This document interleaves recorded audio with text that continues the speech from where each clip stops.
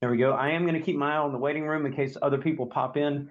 Now, most of you know each other, but this is a mix of a couple of different classes, the December and the January class. So if you guys don't mind, I'm going to go around the room and just quickly introduce yourself and where are you in this great big world of ours.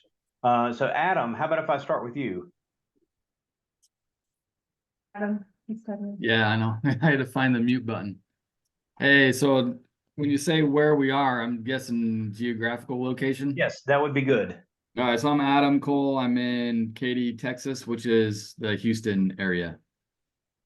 All right, and since we're on the Coles, Alicia? Got it. I got you unmuted. Sorry, we're in the same room. Hi. Hi. Hi. Good stuff. Let's see, Greg Costello. I'm happy you're out holding this call, Arlen. I really need this. So Greg Costello, Northwest Georgia, basically northwest of Atlanta up towards Chattanooga. Nice. Let's see, Murad. Hi all. Based out in Vancouver, BC. And I have Maddie with me, who's our DA.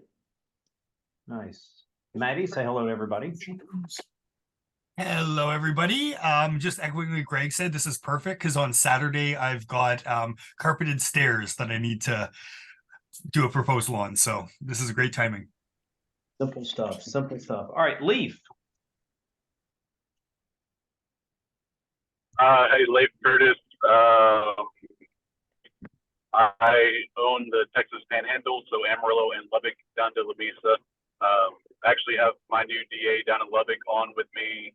Her name's Chelsea Brady. She just started this week. I don't know if Rick's made it on yet, but Rick is my DA in Amarillo. Nice. So if Chelsea wants to hop on and say hi, she can. Please do, Chelsea. I'm here. It's another Brady in the house. Yay! I know, I love that. I love it. Let's see, Thomas. Brady Bunch. Great. Yeah, Thomas Peterson, downtown, west town, South Loop, Old Town, Chicago. Good stuff. Let's see, who are we missing? Sam Fong, since we're in Chicago. Hey, everybody. Sam Fong, western suburbs of Chicago, about 40, 50 miles out. Launched my franchise at the beginning of this month, so brand new and looking forward to learning more about stairs since I guess they seem more complex to me than they really should be. So, yep, looking forward to this. That's all right. I'm going to start a business one day, and it's going to be only stairs, and I'm going to make a killing. I'm telling you, I'm going to make a killing. Helmut. Yeah, Helmut Charlotte started also a couple of weeks ago in the middle of it. Had already run into lots of stairs, so any help is appreciated. Good stuff. Let's see. How about Anthony? Anthony Cross here in Seattle, in Washington State. I've currently done, I think, 4 or 5 proposals with stairs. I'm sure I've messed some up and need to learn a lot more. Good. Scott. Hey, hello. Yeah, Scott McAuliffe, South Denver. And yeah, we're actually trying to get some special door hangers printed up, and we're going to do a make your staircase grand I love it. Campaign, because in Highlands Ranch here there's a ton of houses, nice, entryways, all with builder grade, carpet on it, and oh my God, it's so ugly. I feel so bad for those people. I want to just help them. I don't even want to make any money. I just want to help them. I want to make money. I'm sorry, I'll say it. Scott, you're making I was kidding. I want to make money. Scott, you're making enough money already. We see your results. Let's see. No, we're not making any money. We got a lot of overhead. We're running in the negative. So don't look at us as don't be envious, because nothing to be envious about just yet. So you got the scale. Let's see. How about Carrie? Yeah, Kerry Cox here, up in Northwest Oklahoma, out of Tulsa. So January class. Good stuff. All right, let's see. Who have I missed? Oh, Travis. Yeah, so Travis is there, but his thing keeps saying that he's trying to join. Travis, are you with us? Yeah, I'm with you, but I don't know what's wrong with my computer. Can you hear me? Yeah, we've got your audio. Yeah, I'm on the phone, but yeah, my computer's not letting me connect. Yep. I'm in San Diego, California. Been selling for 2 weeks. Haven't made a sale, but I got a 5-star Google review on a stairs that I didn't even sell because they loved me. And they're going to Good do the stuff. job in 2 months. So I'll take it. All right. Okay, so for some of you, this is going to be very basic.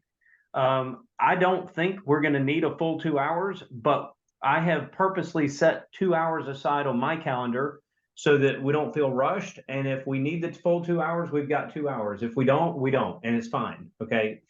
This isn't about trying to get through a certain set of material.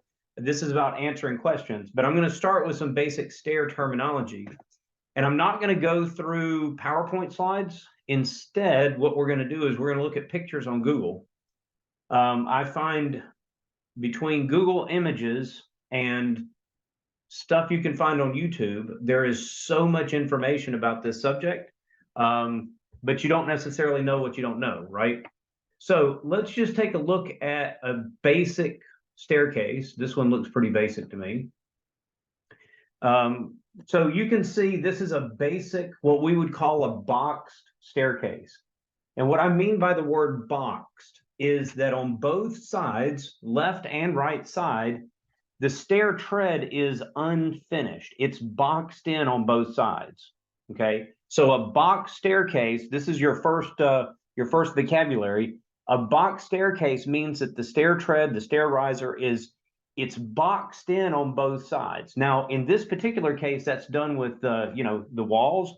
In some cases, you might find that you've got that it really is boxed, even though the banisters and balusters are open.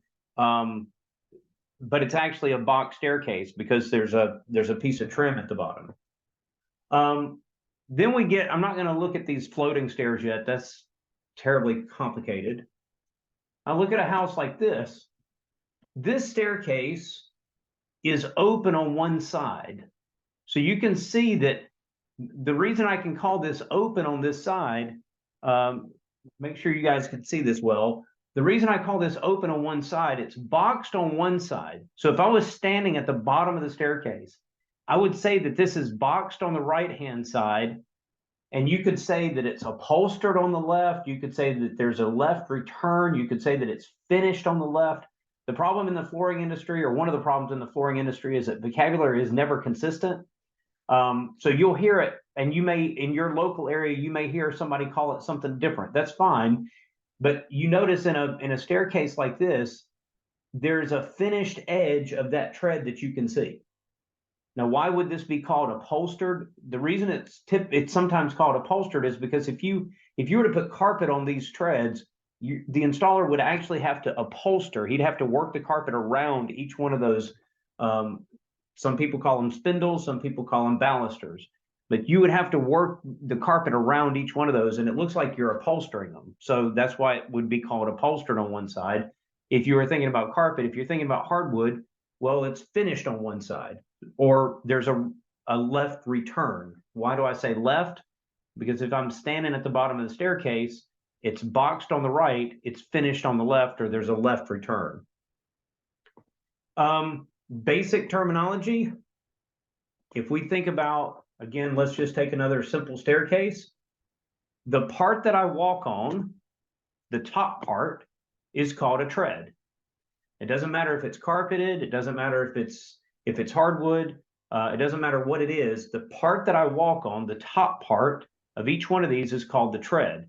And the vertical part, the part that I don't walk on, the part that I would hit my toe against if I kick the stairs really hard, that vertical part is what's called a riser.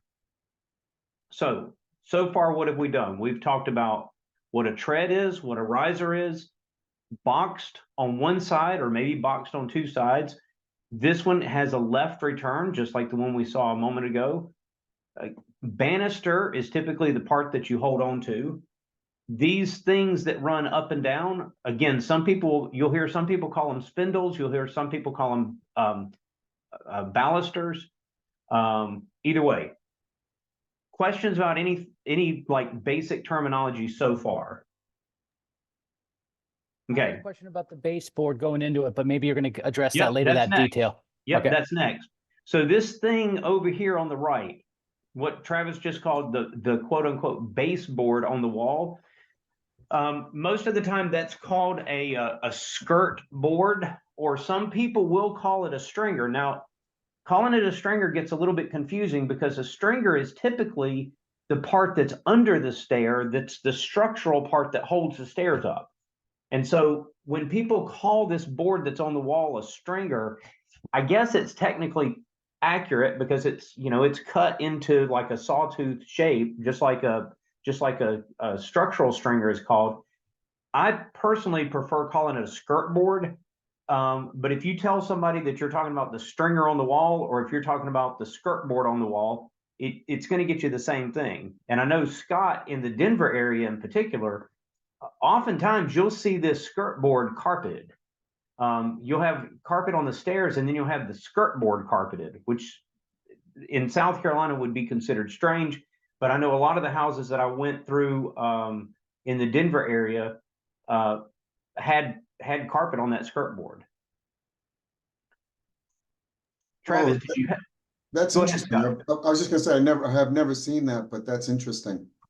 You will see it in your area for sure. Okay. Is this then glued on, or how is the carpet there? Is it just glued on, or? It's typically stapled into place, Okay. just like it would be on the riser, right? So the Mhm. riser is held up with staples. Let's look at this picture. If we look at this, the riser, well, this isn't a great example because this is just, all right, so we might as well get into this terminology too. This carpet, when you see this carpet come over the nose and then it goes down like this is what's called a waterfall, okay? And there is a gap, there is a space between the carpet and the riser. So the stair nose, that the tread, the nose of the tread has come out, and the carpet is just coming across here. So let's take a look at a carpet stairs. Some people will call this Hollywood. Some people will call it a full wrap. Again, it'd be nice to be in an industry where everything was a consistent language, but it's not. So this is a good picture right here. A waterfall, it comes over and then it drops into that next riser. It comes over and it drops down to the bottom of that next riser, over and drop. Where a Hollywood style, you know, a lot of these are Hollywood, where you see that carpet, it's tucked up underneath that, underneath the nose. Now, this is more of this square nose is more of a modern tread. A rounded nose is more of a traditional tread. It doesn't matter. But you'll see a waterfall design where it just comes over the top and then down, versus, again, some people call this Hollywood. You'll also see it referred to as a full wrap, where you're wrapping that stair nose at the top. You're wrapping that stair nose at the top, and then the installer uses staples to tack it up into that corner. It's not that one's right or one's wrong. That's purely a matter of preference. In fact, I'd be willing to bet that if we polled the group here, half of you like this look better, half of you like that look better. It's purely a matter of preference. Hey, Arlen, just one comment is where I am, I'm just renting, but it's funny that the bottom few stairs that, you know, that are open, you know what I mean, and finished, whatever you want to call it, those are Hollywood, and the rest are waterfall. So there's a mixture on my stairs. Interesting. I don't know if that's a matter of laziness, or I don't know why somebody would do a mix, because that's not common. Normally the whole staircase is going to be one way or the other. Right. Right. Arlen, is there an install cost difference on Hollywood versus No, waterfall? there shouldn't be. There really shouldn't be. It's not that much different to install it. I mean, if it's $1 or $2, okay. I mean, it's not a whatever, but it really shouldn't be a big difference between the two. All right, starter. We got to set ourselves up as the experts, so this is great for us to to share with them, right? To give them that option, or Yeah, are we going to yeah. geek out on the data that we're not supposed to do either? No, I mean, okay, so if you have it's going to be very rare. I mean, unless you're doing a carpet runner, it's going to be very rare that you walk into a house where somebody has a hardwood staircase and says, please put carpet over this. Again, unless they're wanting a runner. Okay, in the case of a runner, then you say, well, maybe you do have an image like this that you've pulled up and you've got a screenshot or something of it on your tablet that you can show somebody. This is a horrible picture. This has got way too much going on. But you could show somebody like this, hey, this is what a waterfall looks like. This is what a Hollywood looks like. Which do you prefer? Okay. And it's just that fast. Newell posts. So again, another piece of terminology for you. Let's look at a starter tread.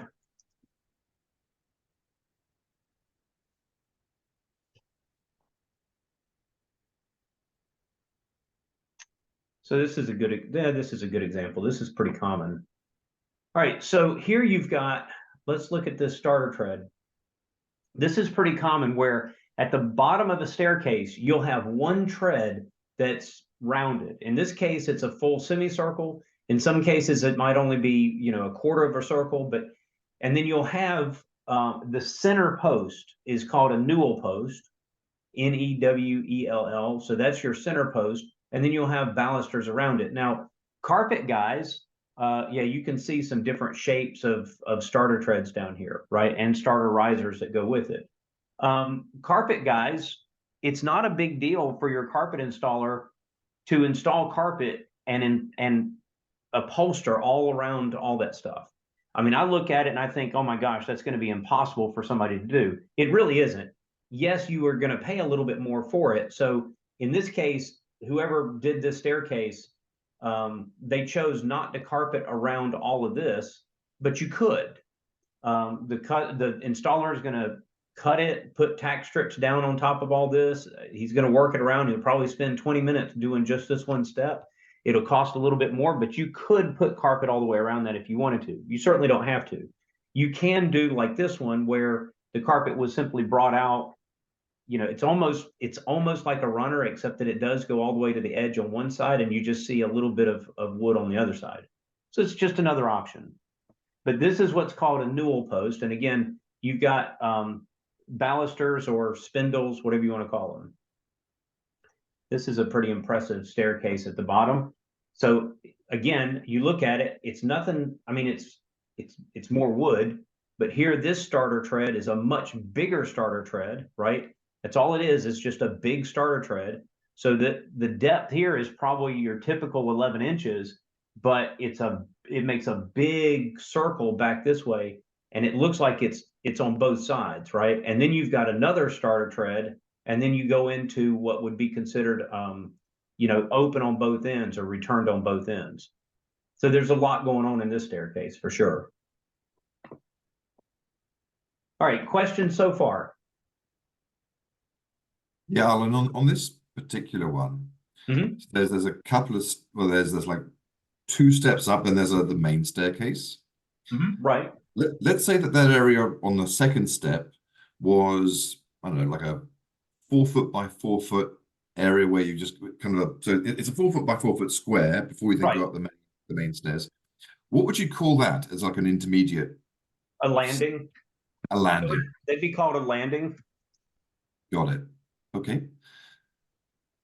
So if I look at a staircase with a landing, this is pretty common. Yep.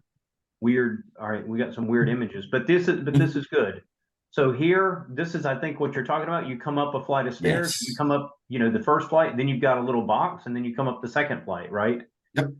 Landings can look like this. They can look like this one, where it's just a little bit bigger, right? You make a 180-degree turn to go up to the next flight versus a 90-degree turn. You can also do landings this way. Now, I don't really like these. I mean, just visually, that looks messy to me, but you also run into landings like this too, right? And I don't know that I'd necessarily call these landings per se. These are just big diagonal steps, but you do treat them a little bit differently. Got it. That's Those look dangerous, actually. Well, I'm not a huge fan. Yeah. All right, so let's talk a little bit about hard surfaces on stairs. And I'm going to start with hardwood, but know that, I mean, you can do hardwood on stairs. You can do LVP, and you can do other things, but I'm going to share with you why I am a self-professed stair snob. Okay. For me personally, and in my business, I only put hardwood or carpet on stairs. I did not do LVP. I did not do laminate. I did not do sheet vinyl. I did tile risers one time, but I didn't do the tile on the treads. And I'll explain why in a moment. But for me personally, and it's your business, you can decide what you want to do, but I want to share with you some things to look out for, right? Installing new treads on a staircase is really not that hard. See, here's the thing. This is why people think it's complicated. Because I think in our minds, we think, oh my gosh, I've got to rip the staircase all the way down to the stringers and build it back up again. And you don't. You're not going this far, okay? What you're doing, unless you're building a new house, what you're doing is you're taking carpet off of an existing staircase. I mean, 90% of the time, like Scott was talking earlier, he's got all these houses in his area that have builder grade carpet. Well, what's Scott going to do? He's going to go in and say, I'm going to rip the carpet off your stairs and I'm going to build you a new staircase. But he's not doing this. He's not going all the way back here. Okay. What's going to be under that carpet? What are your guesses? When I pull the carpet off the stairs, what are we going to find under the carpet? Plywood Could be plywood. or pine. Could be pine, right? There might be stair treads that were made out of pine. 1-inch structural step. You might have a 1-inch structural step. It's going to be horribly rare that you actually pull up the carpet and you find hardwood. I mean, that's just almost impossible. Because why? A builder's not going to pay for hardwood treads and then cover them with carpet. The builder is going to pay for a pine tread, or they're going to make a tread out of plywood or OSB board. It's not going to be a hardwood, especially if you've got builder grade carpet on a staircase. I mean, I don't know, if you find hardwood under there, you might as well play the lottery that day, because I mean, you've won, okay? But it's not going to happen. So what are you typically doing? You're pulling carpet off, and now you're going to go over what's there, okay? So I'm going to open up StairTech. Some people love StairTech. Some people hate StairTech. It's a company. I mean, they've done a good job for some people. They've done a bad job for other people. It's fine. But they've got a good website. They've got two websites. One website is what I call their retail website, or the website that everybody in the world can get on. And then there's the website that you have access to if you have a StairTech account. But I'm just on their retail website, and this is a great place to go for terminology. It's a great place to go to show your customers terminology. So you've got a tread. Well, this is a tread, and you'll notice a tread is a standard 1-inch thick.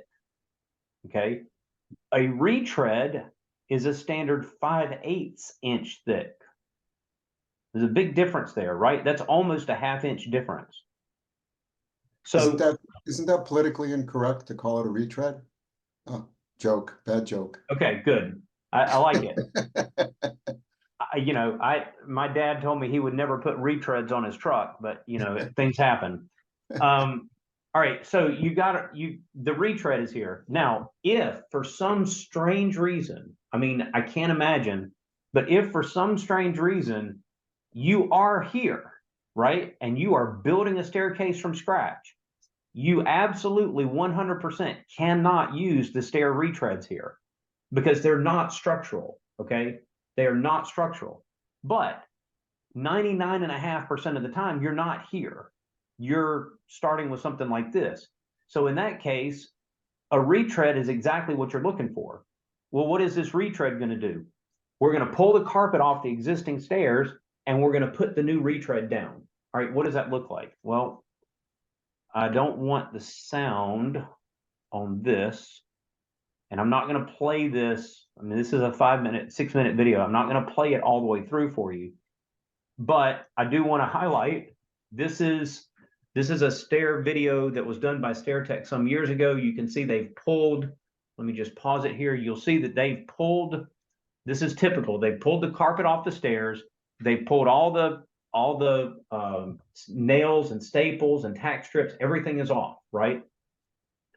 This is one way to do it. Now, some installers want to cut the nose off the existing stair tread and put your retreads on. It's not wrong. It's a way. Here, what this guy's going to do is a little different than that. So what he's going to do is he's going to space it out. Let me back up to that a second. So he's going to space it out, and he's going to put a new riser board so that it lines up with the old nose. So yes, it kicks the staircase out an inch or inch and a half. And then he's going to put the new retread right on top of that. And the new retread is going to cover that nose. Okay. So let's just see what we do here. You'll see that he puts his furring strip in. He's going to put two, one at the top and one at the bottom. Your riser is not structural, so it's fine. If I move ahead a little bit, now you'll notice that he uses this tool in order to exactly mark his riser, and then you'll see him do it again when he does the treads. This is what your installer should have, a tool like this. If your installer does not have a tool like this, you know, it's $20, buy it for him. I've never seen a tread or a riser that's perfectly square. They don't exist. So it's important that the installer has a tool for doing that. Yeah, you can use a tape measure to measure the up and down bit. That's great. Let's push ahead. Recording in progress. So where are we at? Here we go. He's making his cuts, cutting. Now this retread, this new riser, he's going to glue it right into place right there. Maybe put a couple of nails, a couple of brad nails in it just to secure it. The nails are not going to hold it forever. It's the glue that's going to hold it forever. These nails are simply to hold it in place until that glue sets. So he does the same thing, pulls out his little template tool to measure the retread. Now, what have you done? When you were there and you estimated this, you've said, I know how wide the stairs are. But here's the beautiful thing. You don't have to know exactly how wide the stairs are. StairTech is going to sell these, and any other company is going to sell them as well. 36, 42, 48, they come in 6-inch increments. So the only time that you're really, if you're close, I would go to the next size up. So if you measured a staircase and it was exactly 36, well, I might get the 42 just to make sure that I've got some wiggle room here. But most of the time, they're not going to be exact anyway. So you measure a staircase and they're 39 inches. Okay, well, I don't even have to think. I don't have to worry about cutting it. The installer has to worry about cutting it. What do I have to do? I just have to go price it out for a 42-inch stair tread.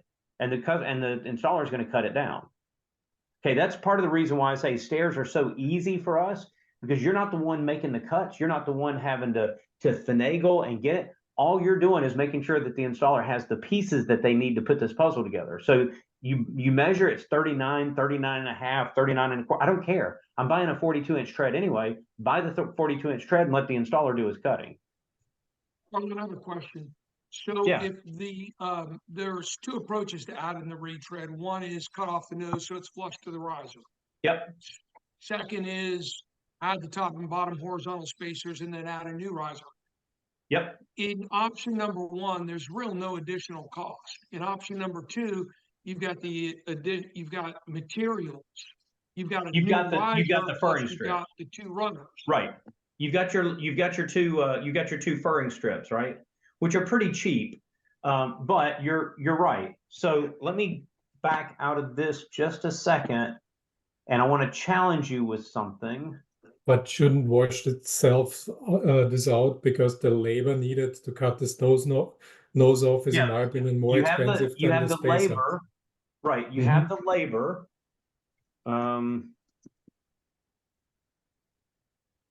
The other thing that can happen, right? We'll just use Here we go. Let's use this one. All right, so Greg, when you look, this isn't a great picture. It's not here. We'll use this one. It's more animated, but it's fine. Like, can you make your screen bigger and just maximize the screen if you don't mind? Yeah, I can, but I don't know that it makes maybe that helps. Okay. Thanks. All right, so over here on the left where I've got this skirt board, what you'll find, Greg, is that most of the time the skirt board is actually scribed around the nose of the staircase. And so if the installer cuts the nose off, you end up with a big hole in the skirt board. And so, and the new board, the new stair tread, it'll cover some of it, but it won't cover all of it, because now you've got a hole that truly is an inch tall and you're covering it with something that's only 5/8. And so what'll end up happening is you'll end up with these skirt boards, if you cut the nose of the tread off, then you end up having to figure out how to fill this hole. That's if there's a skirt board. If there's a skirt board, right. Because most of the time what happens is that the stairs get installed. That's not a great example because that's clearly behind it. So in this case, it wouldn't matter. But oftentimes those skirt boards are done. So like here, the stairs are in place and this guy is going to cut the skirt board. He's going to end up cutting the skirt board around those, and they'll scribe around. Again, I keep pulling examples that don't work, but if you'll see it and you'll be able to tell, is the stair tread into the skirt board or is the skirt board beside the tread? And you can, I mean, when you look closely, you can tell the difference. All right, so let's go back where we Good were. explanation, thank you. Yeah. But you don't want to have to replace the skirt board, right? No, I don't want to replace the skirt board. All right, so this guy's going to put some glue on this. Let's let it play from here. One thing that I will note, this is just a technical detail. Stair Tech will tell you this as well. But anytime you're gluing wood together like this, you do not want a water-based glue. You want a urethane-based glue. The water will actually get absorbed by if it's a water-based glue, it'll actually get absorbed by the wood and it'll cause the stair tread to cup. So you want a urethane-based glue. Now you'll notice, let me go back just a second, just a little bit here. So you'll notice when he does this, those little brad nails that he put up at the top of the riser are now covered. So you can't even see them. He puts that tread and then he's going to put a couple little brad nails at the back of the tread. And again, those little brad nails are there to keep the stair tread from sliding around as he's continuing to work and walk up and down the stairs. Those little brad nails that he puts in, you'll notice he puts them all the way at the back of the tread so that the next riser board is going to come down on top of those nails and you can't even see them. Okay. So this is why I say that doing hardwood on stairs is actually really simple. And it's very simple to estimate. All I got to do, I need to know how many stairs, how wide is the retread that I'm going to buy. I'm going to go buy retreads and let the installer cut it to fit. And again, the install piece, it's not that difficult. Installers make it seem like it's just the worst thing in the world to do. But I can tell you that a good installer, not even a great installer, just a good installer ought to be able to walk up to if it's a simple boxed staircase, he ought to be able to rip the carpet off the stairs, get all the staples off, pull the tack strips, clean them up, start his cuts from the bottom of the stairs, riser, tread, all the way up. And by lunchtime, he ought to be wrapping his tools up and headed out the door. Hey, it's a half a day job. Yeah, Adam. So if the labor is so simple like that, what is I guess what I'm concerned with when I go into a house and they're like, hey, I want the stairs redone or whatever, and I plug it into the tablet and the tablet's like, that'll be $1 million, you know, for stairs. I mean, really it's like 5,000, right? It's like 4,000 or 5,000. Well, all right. So the stair parts are not cheap. And okay, and I will tell you that, yeah, a good installer ought to be done by lunchtime, but you're not paying the installer by the hour, you're paying the installer for the skill. And so it's not uncommon to pay an installer $50 per step. Why? Because if that cut is cut wrong, you've got a big problem. So you're looking for an installer that knows what they're doing. So you're paying for skill. You're not paying by the hour. Mm-hmm. Right? So you figure, right. And we can do one, I can pull up the Stair, just again, StairTech is not the only one. StairTech has the easiest website to use, and it makes it easy for me to work with you guys over Zoom. But there's artistic finishes. There's other companies out there that do the same thing that StairTech does. You just have to, Google them and find one. But they'll match the wood to the floor that you've got. It's not a problem. So how would I estimate this, right? Now that I've had a chance to sort of see this, how would I estimate this? Well, again, I'm going to go to Order My Stairs, which is a StairTech website. There's a full hour-and-a-half long video where Scott Brown from StairTech walks through this website. So I'm not going to do a full website training. I just want to like show you quick and dirty. This is how I would use this. I'm going to hit my start quote button. And one of the nice things about StairTech, if you have your Order My Stairs account, you can do this in the home, because the prices that you see here, I'm going to pick pre-finished. The prices that you see here are actually double your cost. So they already have a 50% margin built in. The other nice thing is you can say, like, you'll see that our collections are in here, Active Choice. You'll see, I don't know, Meridian is in here with different things. Shaw is in here. They've got thousands and thousands of boards already programmed in. So what they do is they get samples, they take color, swatches of it, and they find the right stains to match in order to match that color. So anybody have a favorite hardwood color from one of our boards? We'll just see if it's in here. What's up? House from Restoration Scrape, and it was in there. And the private labels Smokehouse or Restoration, but then there's another name, American Scrape, I think is what it is. Yeah, Smokehouse. Yeah. Good. All right, Smokehouse Hickory. So what this tells me is that they've done this floor before. They've done this color, but it's probably been a year or two since they've done it. So they want a fresh sample just to make sure that they've got the color right. So they don't want to go off of old data. They've done it, but it's been a minute. Okay, so that's fine. You'll see that it's under Meridian, Restoration Scrape. Armstrong calls it American Scrape. Armstrong is now owned by AHF. Life changes. All right, so let's just start with this one. I'm going to pick Smokehouse, and I'm going to start my quote. And yeah, so now it tells me, let's start new. What is it that I'm looking for? Well, I can do box tread. I don't need a box tread. I need I'm looking for a staircase. Let's call it boxed, and I want to retread. So I need a boxed retread, and there it is. Okay, good. So let's click on this guy. And I'm gonna assume that I need one so that I can see what a per step cost is. So this is my floor. Whoops, go back.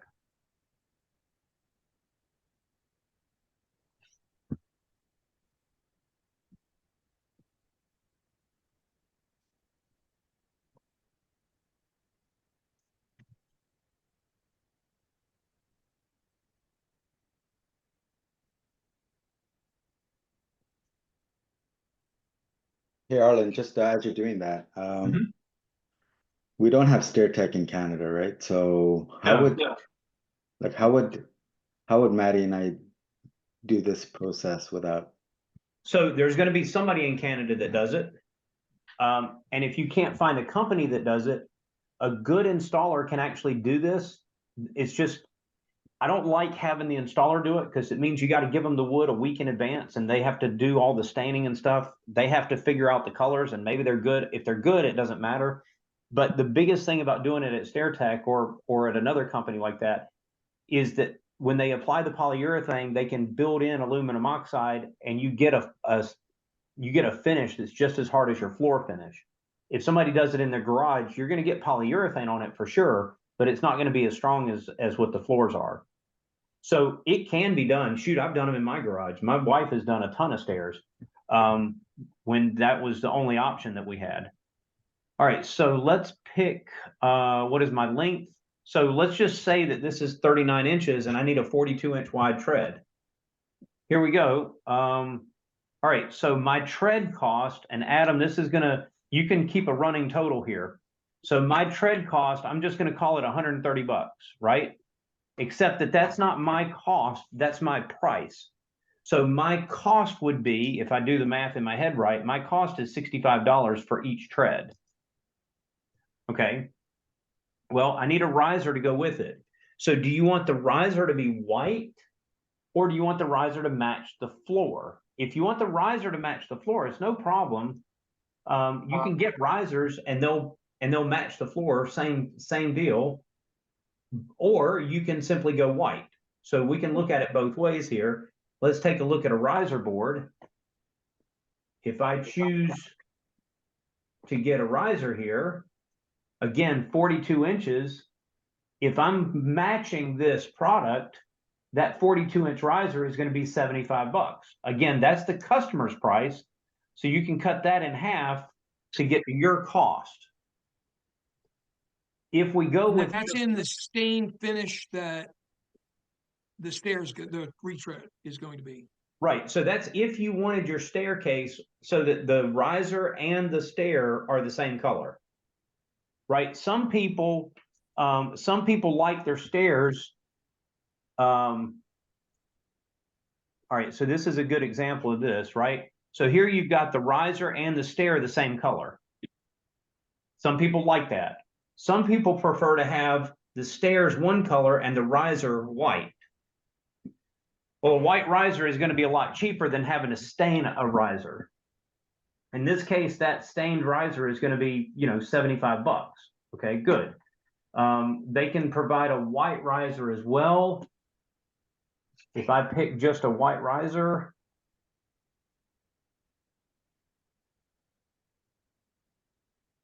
To confirm, the whole reason why getting the riser from them, it's going to have the aluminum oxide, because you can get a white riser or MDX board, which will be much cheaper, but it's not going to have the quality, right? well, honestly, if I'm doing white, I'm going to get it locally. I'm not going to bother with StairTech for white risers for that very reason.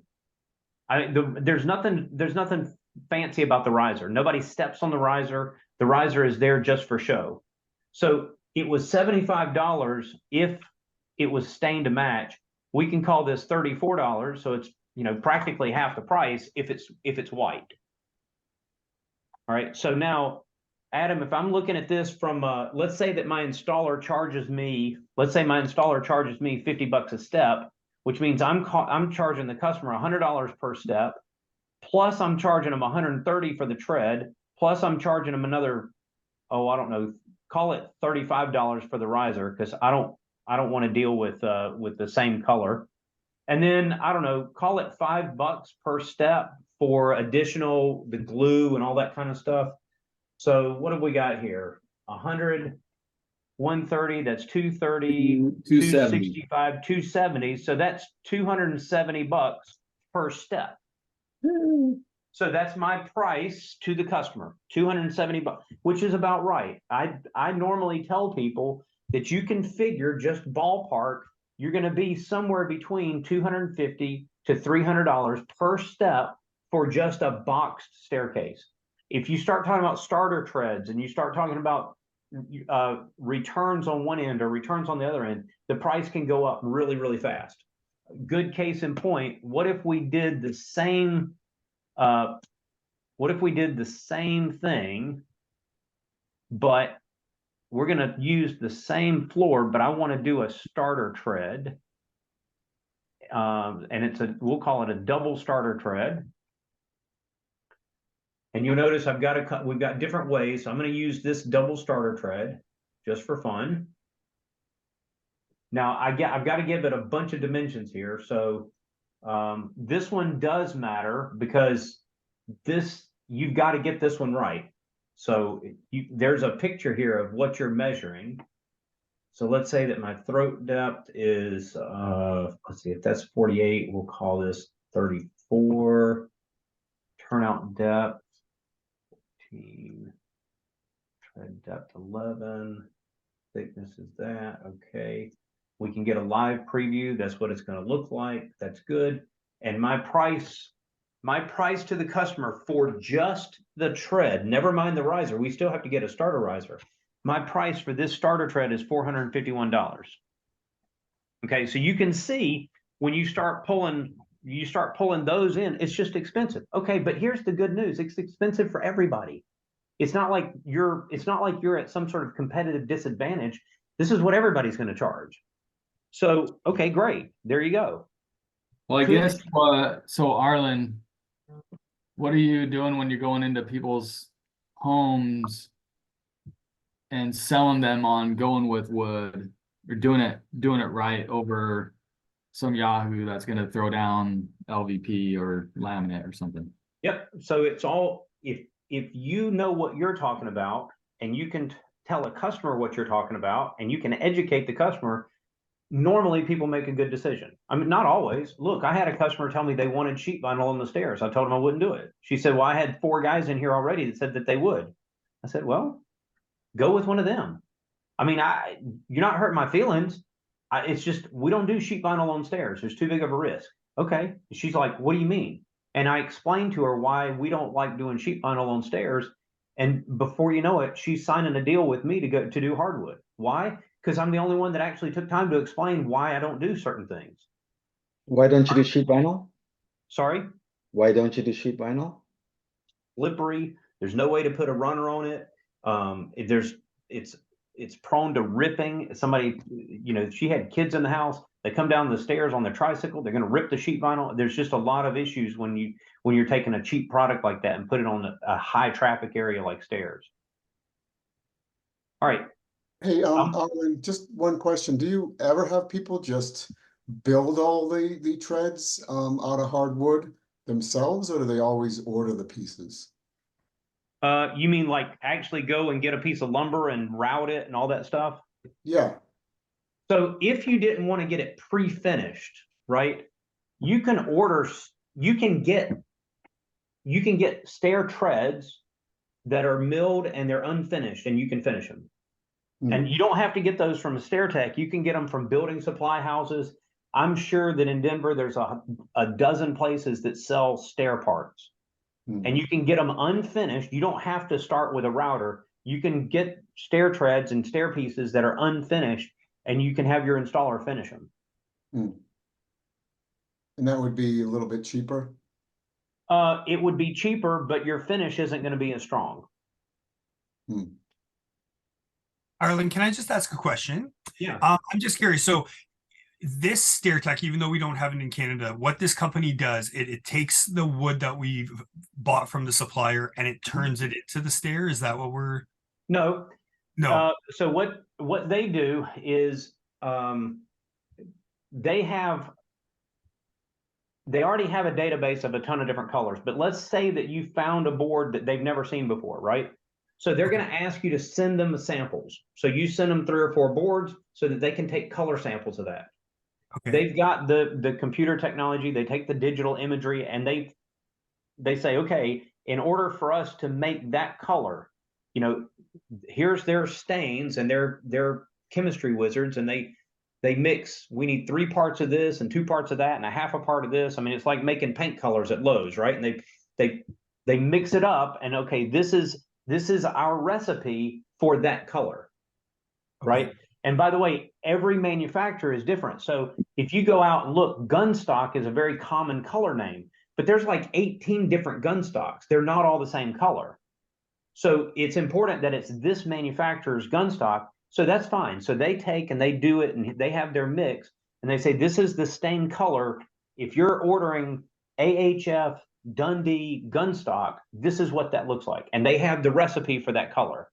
I see. Okay, good.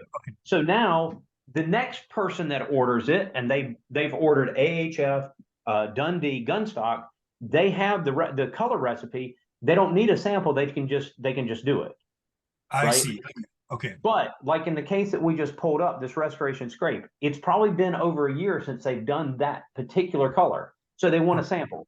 They have it in their database. So I know they've done it sometime in the past, but just to make sure that things have, because things change, manufacturers tweak formulas and whatever else, just to make sure that it's still good, they want to get a sample. Okay. Okay, I understand. Okay. Hey, Arlen, do they sell this stuff in raw, or like in my example for tomorrow, if I don't have a sample of their existing floor, and Is So- it better to have my installer to stain it on site to match? Well, so what I would do, Sam, in that case, one option, yes, you could have your installer stain it to match. I personally like having the higher quality of finish that comes from a StairTech.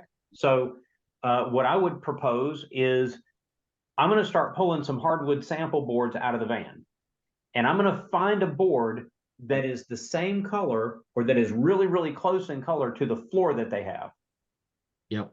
So it might be that you pull out your restoration scrape, even though it's a different board, it's a different company, it doesn't matter. And you realize that, wait a minute, this floor color-wise is really, really similar to the smokehouse. Okay, great. So now what do? Now you go to StairTech and you order smokehouse. Yep, that's right? perfect. So that's the way that I would approach it. But you can, I've even done it. You absolutely can take and get bare wood. You absolutely can get bare wood and have your installer stain it to match. But now you're trusting that your installer can look with their eyes and get the perfect color combination. Yep. Because it's never as simple as going to Home Depot and getting, okay, I'm going to go get the can of Minwax gun stock, and that's going to do it. It's never that simple. It's always a matter of mixing colors. Yeah, no, it's definitely difficult. Okay, yeah, that's a good advice. And Now, is that option 1 versus option 2? I mean, because at a perfect level, we submit StairTech and we can sell the value. But if you've got a price conscious customer and they just refuse to spend X, this is the other option that we provide, kind of a thing, and that's where we can bring down the price point. Well, I don't know. To me, if they say no, this isn't the way that we're going to do it, then maybe what I do is say, all right, we're gonna not do hardwood. Let's just put carpet back over this. I mean, this is what it means to do a hardwood staircase, right? Agreed. And by the way, we didn't talk about this. Let's go back. So what do you do? You know, we sort of glossed over this. I don't want to gloss over it. What do you do with all the balusters? So let's say that I'm in this home and the customer says, I want, this is a good example. I want to take the carpet off and I want to put hardwood staircases. What do I do with the banisters and the balusters? What do I do with all that stuff? Because you're not going to reuse it. You're going to end up having to replace all that. Again, you're back to the sanding and staining on site to match. No, notice, look at the before and after on this shot. That's not the same wood. Those are not the same. Those are not. In that case, yeah, they're buying new. This is all brand new stuff. Okay. And none of that's in the tablet. This is all stuff that you would do locally. And more than likely, if you're having to do this level of work on a staircase, your installer might put the stair treads down, but it's probably not your installer that's doing the banister and baluster work. That's probably a finish carpenter that you've hired. Okay. It's not a problem. Look, sometimes we get wound up that, oh my gosh, if my installer can't do it, I can't do it. No. Look, you might have an installer, you might have a painter, you might have a plumber, you might have an electrician, you might have a finish carpenter. You become sort of the general contractor for this job. So what does that look like? Well, it looks like I call my buddy Samuel, and Samuel's the one that's going to put the treads down. And then I've got Joe, who is a finish carpenter, and Joe's going to be there that afternoon, and he's going to start working on the banisters and balusters. And how do I price out Joe? Well, I need to talk to Joe. I take some pictures. To me, if you walk into a home and it's just a boxed set of stairs, you ought to be able to give the customer a price on the spot. But if it's got all these banisters, balusters, you've got all this work, I'm going to take a bunch of pictures and I'm going to get with whoever my finish carpenter is, and we're going to talk through it before I give the customer a quote. It's a level of complexity that nobody is expecting a quote on the spot. And I know Jackie will yell at me for telling you to go get a price first, but the reality is, when you look at this, especially in the beginning, now 2 years from now, we're going to have a different conversation. But right now, if you were to throw a number out at changing out these banisters and stuff, you'd be guessing. It'd be a wild guess, and who knows if you're even in the ballpark. So my suggestion would be if I walked into this house and this person said, I want to change all this hardwood. Okay, well, yeah, we can do it. And I very quickly, I can come up with a price for the tread work, but I need a day to go talk to my finish carpenter to talk to the finish carpenter about all this banister and baluster work. Does that make sense? Hey, Arlen, Yeah. banister and baluster, what do those terms mean? The banister is the part on the top that you hold with your hand. Okay, all right. Okay. The baluster, some people call them spindles. The baluster is the vertical pieces. Okay. And you mentioned you know, let's say you pulled off white wood ones and it was carpeted and you're gonna put down hardwood. Couldn't you just cut them since they're gonna be shorter? Nope. So here's why. Most of the time, again, remember what you're doing. Most of the time, you're doing a remodel of an older home. And I say, I don't mean something from, 1970. I mean, it could even be 10 years old, right? Yeah. To be fair, I haven't looked at all 50 states, but I think I've looked at like 35 states. And every state that I've looked at so far, there is a requirement that says that these balusters, you cannot put a 4-inch ball between the balusters. All right. It's a safety thing. It's like the size of a toddler's head. So the size of a toddler's head cannot fit through this. In most of the staircases that you're going to walk into, they don't meet that code. Now, if you don't mess with the balusters, it's okay. You're fine. Right? Because like if I pulled carpet off and put carpet down, I didn't do anything with the balusters. It's fine. Everybody's happy. I don't have to bring it up to code. But if you rip those off and you're putting stuff back, now you have to make sure that it goes back to current code. You've got to bring it up to code. So this is a really good example. I guarantee you I can fit a 4-inch ball in between these. If I were replacing these stairs and I was pulling this baluster off, I'd have to replace them anyway because I'm going to have to put 2 or 3 of them on each step. Gotcha. Okay. Yep. You might get lucky somewhere and be able to reuse it. Okay. That's fine. It's okay. If you can reuse it. But I will tell you that most of the time, you're not going to be able to reuse this stuff. Okay. So you might as well go ahead and find a finish carpenter in your area that loves doing stairs. And that, balusters, banisters, although they seem complicated to us, it's really not a big deal for them. Hey, Arlen, in regards, like, say, for example, they wanted to restain the flooring and just keep and then stain the banisters with the new type of stain colors. What skill set would you be looking for to help with that? That's your sand and finish person. Whoever it is that you've got for sanding and finishing your floors, that's who that person is. To do the because I mean, they're gonna sand the stairs and refinish them. It's a lot of handwork. I will tell you, it's a lot of handwork. In some cases, it might be cheaper to replace these parts and stain them from scratch rather than sand the stain all the way off. It's a lot of hand staining. I mean, a lot of hand sanding.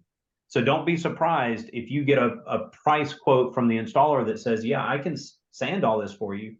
And you realize, wait a minute, it'd be cheaper to buy new ones and stain them from scratch than it would be to spend all that money sanding these down. So it's a lot of handwork. Hey, Arlen, if they swap those wooden ones out for wrought iron ones, are those like a very specific length? Like, yeah, exactly, like those. Yeah. Or is there like a wiggle room in being the end piece? Does it slide up and down so you can adjust the length? Or every one of the, you'll notice you've got 3 different lengths here. Yep. The length at the front of the step is shorter than the one in the middle, is shorter than the one on the back.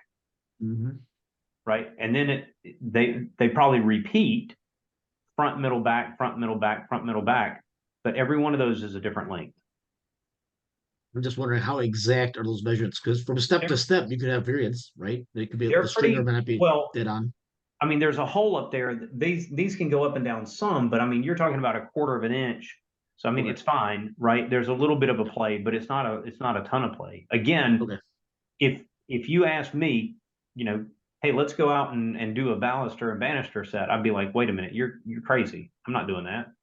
But I have finish carpenters in town that eat this stuff up, and they have the skill set to do it, and they've done it for years, and it's not a big deal to them. We look at it and say, oh my gosh, this is complicated. They look at it and say, yeah, that's Tuesday. You know, it's not a big deal. So again, you partner with the find right that installers. person. Sorry, Sam.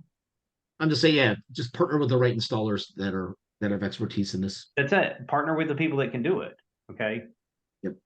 All right. So I want to point out a couple of other hard surfaces, because you're going to get asked about installing LVP on stairs. Alan, one question before we are getting there. Yeah. You showed earlier, let's call it a non-straight step at the bottom. You would then also go for everything that is not in straight, that is elliptical, round shaped, or out of order. You would go to a finish carpenter, most likely to get replacement parts.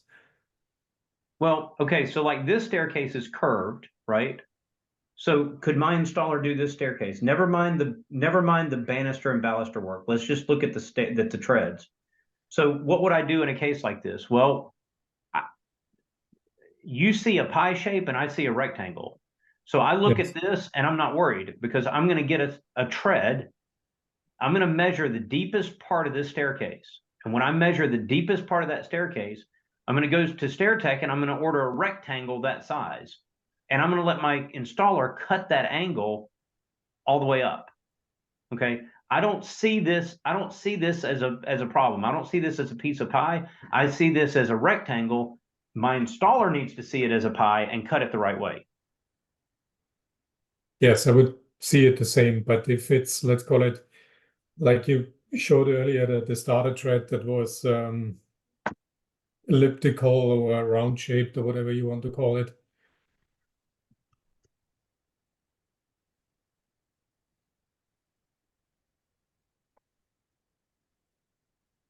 Let's see.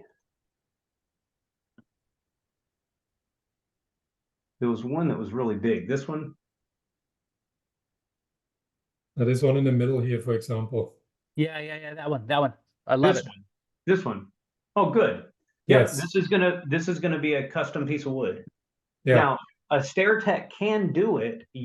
Basically what you would end up doing is you'd end up making a cardboard template for them, right? Okay, But got more than likely, this one step, if I had to guess, this one step is probably going to cost your customer $1,000. Between the stair and the riser, this is probably $1,000 step. Mm-hmm. Okay. Now, how is it going to be done? You're going to create a cardboard template, and StairTech would make it to the template. Or this is probably a case, Scott, you were asking about this. This is probably a case where, yeah, I find a skilled carpenter, and the carpenter takes a piece of lumber and actually cuts it, routes it, and creates a stair tread. And what would you say would be the difference in costs between buying it from StairTech or potentially having your installer build it? It's, to be honest, it's probably not going to be that much different, because this isn't going to be your installer. This is going to be a finish carpenter. I wouldn't trust this to your installer.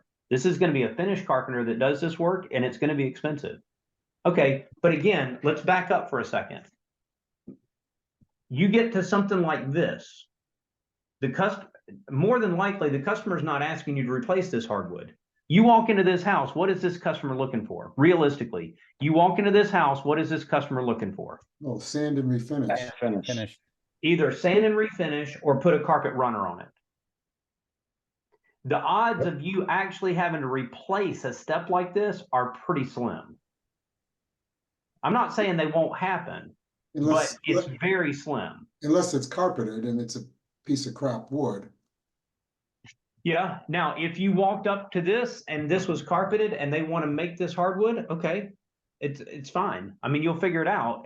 I'm not trying to dismiss it, but I also don't want to spend 2 hours talking about the, well, what if scenario, right? Which might happen once in 1,000 times. What would you do here? You'd find a finish carpenter and you'd let the finish carpenter help you put a price together. Again, keep in mind, and then would you add a 50% margin on top of that? Oh, you better believe it. All right. You better believe it. All right. So what is your job? Your job is to come up with a price. Okay. So you need to talk to the right people to come up with a price. and then find the right person to be able to execute the job. Fortunately, you're not the one that has to grab the router and the saw and make this work. I mean, I don't know. I would enjoy a challenge like this, but okay, but that's me. Arlen, the photo below right there in the middle with the contrast, you had it up before. Yeah, that one. So in this tablet, I'm seeing that landing, but there's one step down below. There's Travis froze. So would you draw this as like 4 different? Sorry, want me to repeat? Go ahead, yeah. Okay, so you got the landing to the left, but you got that bottom stair.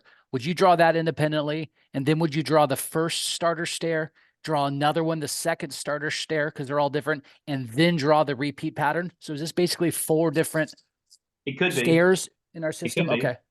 Yeah, it could be. And then with something that's, this is fairly complex, so I probably would, right? Because this is a very different shape than this one is. You know, this is sort of unique. This is sort of unique. Now from there up, it looks like it's all the same, right? So, and then I can go to town from there. Thanks for clarifications. When will the new stair program be launched? Is that public yet or still details? Well, time permitting, I'll give you a tickler of it today if you want. I have it on my tablet. It's in beta testing right now. And I'm going through cycles trying to make it fail. And what at a high level quickly, what is this about? So right now in the tablet, when you create a staircase in the tablet, you only have the option of doing hardwood or carpet, and it's a very basic. It's there to only be a placeholder. So when you say I want to do hardwood stairs, it basically gives you 3 lines. It gives you oak stair treads, it gives you labor, and it gives you freight, right? And so what do you do in the tablet? You come up with your estimate just like we did before. We said it's going to be $130 for the stair. It's going to be $34 for the riser. It's going to be another $5. You add all that up and you say, okay, my oak, quote unquote, oak stair tread is really the cost of doing 1 step. The labor is the cost of doing 1 step. The tablet is very basic when it comes to stairs. It was never developed to do all this logic. It was developed to simply create a placeholder for you to be able to plug a number into. The assumption being that you would figure the number out and then you just plug it into place. Now, and Arlen, are you gonna do that in the tablet here before the yeah, end of the call? I am. Now, the new programming in the tablet, and by the way, it's the way that it's set up is when you say I want to do stairs, it says, do you want to use the old method or the new method? The new method actually allows you to build a staircase, a set of stairs, and then a landing, and then another set of stairs, and group it all together. There's a lot more there, but it also means that your price list, if you want all of that stuff to work, you have to manage your price list. So there's like another 30 lines in the price list that you have to, if you want to be able to pull up starter treads and left returns or right returns, that's great, but it means you have to have it in your price list for it to actually come up with a number. So you can choose, I don't want to bother with that. I'm just going to use the old way. It was simple, put in a placeholder, I'll calculate the number and plug it in. Or you can say, no, I want to use the new version, but that also takes on the responsibility of now I have to maintain that price list. Right, gotcha. Okay, Thanks. so let me move forward here. I want to show you LVP on stairs. And this is, to me, one of the biggest sins you can make, but you know what? People do this all the time, so we need to talk about this. Turn this on. No, I can't do that. I got to turn it off here. All right, so here you've got a guy that's doing LVP on stairs. And what does he do? He's got a nice tool, that's great, but you'll notice what he's doing is he's gluing down, let's go back. He's gluing down the LVP boards on top of the stair tread, right? So in this case, he cut the nose off of the original stair. He cut the nose off, and he's putting the wood planks, the LVP planks. He's putting the planks directly on the stair tread. Okay, I think this is a really bad idea, and I'll show you why. So now you'll notice he's got blue tape up here. He's put his riser in. That's great. And what's he going to put on that nose? Well, he's going to glue a stair nose in. He's gonna rough up the backside, and he's gonna glue this stupid little stair nose to the front of that stair. So there's his stair nose. You'll notice he's got a bunch of glue there. That's great. I'm glad he's put some glue in place. And he's going to put that stair nose down. And in order to hold it for the glue to dry, you really can't nail through this stuff. So in order to hold it for the glue to dry, he's simply going to put some blue tape on it and hold that stair nose in place. Now, I know out of 250 franchisees, there's probably 100 franchisees that do this exact same thing all the time. I've already told you that I'm biased when it comes to stairs, and this is one of my biases. I think this is one of the worst things you can do in somebody's house, because I know for a fact that within a couple of years, that nose, after taking on body weight over and over and over again, because you know, when you walk up and down a set of stairs, your body weight is really heavy on the nose. That nose is going to eventually come apart. It's eventually going to rock its way loose. And I don't know, is it going to rock its way to the point where you get a call for somebody to come back and fix it? Or is it going to rock its way to the point where somebody calls and says, my grandmother just fell down the stairs. What's the name of your attorney? To me, I think if you're going to do LVP on a staircase, this is absolutely the worst thing that you can do. I think this is horribly irresponsible. But everybody has their own thing. The condo that I got last summer, it took about 3 weeks before those started coming off. There you go. Look at that. It didn't even take 2 years. Good. All right. Now, so what can you do instead? Well, you've got let's see if I can find this quickly. Hey, Arlen, so yeah. even for like, I was looking at one the other week, it was Cortec. They sell the full tread, right? They sell the full tread. They also sell the stair nose. They do sell the stair nose, but the stair nose, where should you use the stair nose? The stair nose should be at a landing or at the top of the staircase. It should never be used on every step. That's not what it's meant for. And I know even the salespeople will tell you, oh, it's fine, you can do it there. Yeah, well, you don't have to deal with it when it fails, because it won't be a material issue. It'll end up being a installer issue. All right, so this is, if you're going to do LVP on stairs, this is the way to do it. So this is a full stair tread. Shaw makes full stair treads. Cali makes them. Cortec makes them. You'll see that here you've got a staircase. You've got some stairs down here at the bottom that have a right return, and then you've got box stairs all the way up. In this case, they're simply going to go over the top, or you might have one with carpet and you rip all the carpet off. And they're simply going to glue this stair tread into place. Hey, so Arlen, if you were to compare the complete LVP tread to hardwood, what would be the cost differential roughly? You'll be surprised that these aren't that much. I mean, they are cheaper, but these treads are about $75.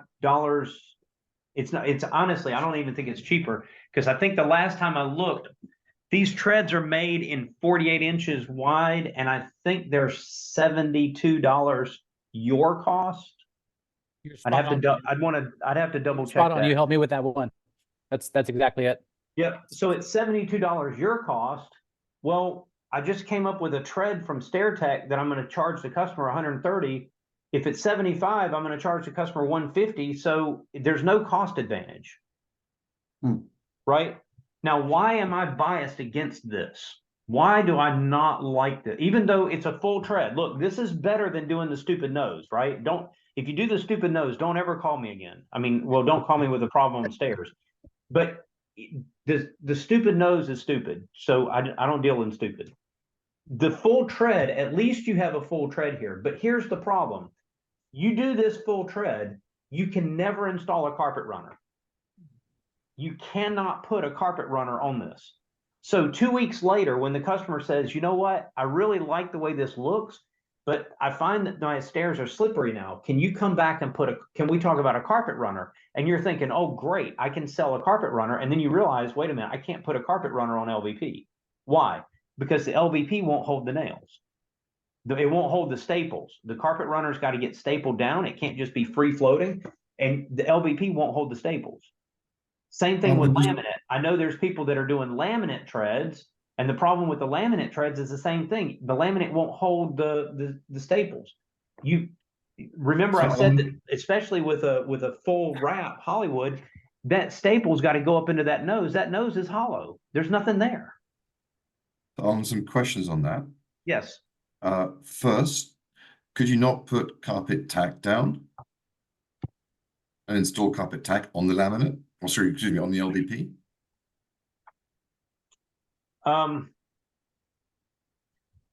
You could.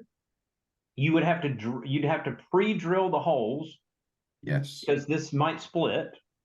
You'd have to pre-drill the holes, and then you'd have to make sure that the nails were long enough. That the nails in the tack strip, you probably have to pull all of them out and get longer ones so that the nails actually went down into the wood rather than just the LVP. Because those tack strip nails are actually, they're pretty short. Okay. So now you're having to pull those out. Okay. But let's assume that we did all that. So you could possibly put a tack strip down, but at the top where you're stapling it to the nose, it's never going to hold. Right. So even in that case, I probably wouldn't do it. What you could do though, Alan, I'm dealing with this right now with the customer. Yep. I'm kind of trying to be creative. Is there are those rods that go and go back to where the riser is, that those rods, and you can also then put screws into those. So the rod holds the carpet where the riser is, and then that gives it additional support. Yeah, I think so. Years ago, those rods had a structural purpose. I think most of those rods today, you'll find they're decorative only. They don't really do much in the way of holding things into place. Okay. They're much more decorative now. So again, as a general rule, and sure, maybe there's some exceptions here or there, but as a general rule, you're not going to put a carpet runner on top of an LVP tread. You're not going to put a carpet runner on top of a laminate tread. So this is where my bias, and I'll admit to it, it's my bias. This is where my bias comes into play. If I'm going to do something on stairs, it's either going to be wood, where I know that it gives the customer the flexibility in the future of doing something else if they need to, carpet runner or whatever, or I'm going to do carpet. And that's it. Now, if you're going to do LVP, at least with this, you've got a safe option. It's a full tread and you're not dealing with just the stupid little noses. So if you're going to do a laminate tread, or if you're going to do an LV tread, at least do the full tread instead of trying to piece something together. Yep. And then the second part of my question was, this is an example, is a pretty thin piece of LVP. You obviously can, I've got a board here, which is the Cortec board or Cortec HD. So it's a very solid, thick core. Right. If you had a tread with that built into it, would that give you more confidence in installing a runner on top? I'd have to look at it and see whether or not it would hold a staple. I mean, that's the key, is whether or not it'll hold a staple. Now, yes. Cortec, Cali makes theirs, they're thick, but they're hollow. They're thick with ridges. Okay, so I know that's not going to hold anything. And one thing, and I will tell you that like Cortec and Shaw, they're the same company. All of their treads are manufactured the same. It's the same base, and they just put a different design on the top. So even though the floor might be thicker or thinner than another one, when you get the tread, it's all the same tread. It's just a different image layer. Got it. Okay, that's helpful. One other question, Alan. Would you be able, just because when we're looking at the picture here, you have plywood at the riser. If you have the riser painted white, or is then the pine or whatever, that you staple the runner towards the riser instead of the tread? Maybe. But again, you've still got to figure out a way to secure it to the LVP here. And maybe that does mean that you're pre-drilling and you're doing some stuff. I mean, again, are there exceptions to the rule? I'm sure that there are. and yes, again, I'll tell you that I'm biased because I've seen too many cases where people have been promised. I mean, we get to go in, we get to go in and solve people's problems when other companies have created the problems, right? And so I've been in too many homes where somebody tried to put a carpet runner on top of LVP, and not only did the carpet runner not stay, now the LVP's got a bunch of holes in it. And what's the solution? Well, we got to rip all this out and start from scratch, which is expensive, but that's what it means to fix it. Okay, let me shift to carpet. Just a stupid question though, Arlen. I mean, you can't glue down a stair runner on LVP? No, I don't think it'll hold. Okay. I don't think it'll hold. You can glue down those, the stair tread pads or whatever you call them. I wonder though if you had a I wonder if you had a lifeguard so that you had the plastic backing, if that would hold. I don't know. All right. Doing carpet on stairs. These guys, I like this guy's page, Floors by Southern Boys. He's got some really good tutorials. Now he talks forever, but he's got some really good tutorials on how this stuff gets done. And in this case, you can see he's just putting carpet on the stairs. This is in their training center. They train a ton of installers.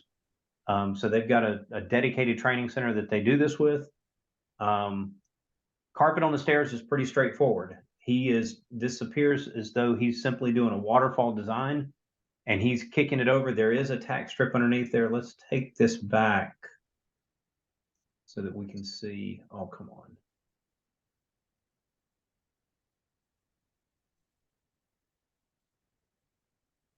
Yeah, so you'll notice he's put tack strip all the way around. That's what's going to hold everything in place. He does some detail work around his tack strips. Now, some installers will put the carpet pad on the riser. Most will not. Most will just do the carpet pad on the tread, and they don't even bother with the carpet pad on the riser. He's got his reasons for why he thinks that this is the better way to do it. I've seen it both ways, and I can't say that one way is better than the other. The riser doesn't get any wear. So anyway, this is his deal. And then he's going to take and he's going to work his carpet all the way up. Now, one thing to note, when you're dealing with carpet, now he's only got 3 steps here, right? So this is going to end up being one piece. But you've got 15 stairs going up. You don't need a piece of carpet that's 15 stairs long. Right? Now, let me just let that sink in a second. You don't need a carpet that's 15 stairs long. When I think about estimating carpet, and we're going to do this what some people would call it the long way. I actually think it's the easiest way. So let's say that I've got a staircase. It's 16 steps. How wide are my steps? Somebody throw me a number. 42 inches. 42 inches wide steps. All right, so these are 42 inches wide. So I've got 16 steps, and they're 42 inches wide, okay? And I want to know how much carpet do I need in order to do this. I'm going to cover these. For the moment, I'm going to say that they're boxed. Okay, well, a typical stair, you've got 7 inches for the riser, you've got 11 inches for the tread, and then you've got a little bit to go around the nose. 7, 11, 18 plus a little bit, call it 20 inches. Let's say that I need 2 feet worth of carpet per step. This is just a general number that seems to work pretty well.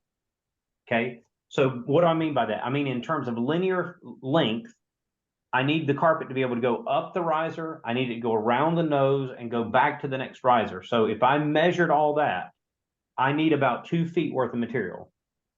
Everybody good so far? Yep. Okay. All right. Well, I have 16 steps. So 16 and 2. If I multiply 16 times 2,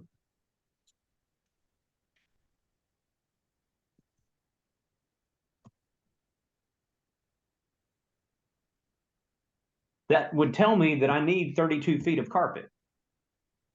So does that mean that I'm going to call Shaw and order 32 feet worth of carpet? Nope. No, absolutely not. Okay. Because I'm Right, going to get the carpet and I'm going to cut it into strips. All right. So if I'm going to cut it into strips, I need to figure out how many strips. Well, how wide? Let's assume that this carpet is on a 12-foot roll, right? It's a 12-foot wide roll. So yeah, there's some carpets that are 15, some that are 13.6. This one happens to be 12 feet. How wide is a 12-foot wide roll? 11 foot. 144 inches. Oh, who said 144? 141. Sorry, 141. Yeah, more like 141, right? Because I'm going to lose an inch and a half on each side. So that's just the nature of the beast. The base of the carpet is 12 feet, but the loom goes back and forth and you end up losing an inch and a half on each side. So we're going to call this 141 inches. So if these are 42-inch steps, if I take 141 and divide by 42, that tells me that I can get 3.3 strips. That 0.3 is not going to help me. It's extra waste. So this tells me that I'm going to get 3 strips out of this carpet. Okay, well, if I've got 32 feet and I divide by 3 strips, 32 divided by 3 means that I need 10.6 feet. Well, again, the fractions don't help me. As a matter of fact, I want to round it up to the next stair so that I'm dealing in 2-foot increments. So I'm going to round this up and say I need to order 12 feet of carpet. That's it. I'm getting a 12-foot long piece of carpet. And if I order a 12-foot long piece of carpet, then I'm going to cover my 16 steps. Okay, somebody should think and say, well, wait a minute. 16 steps means that you need 17 risers. That's 100% true. But if I've ordered 12 feet, I've got plenty of room for that extra riser at the end.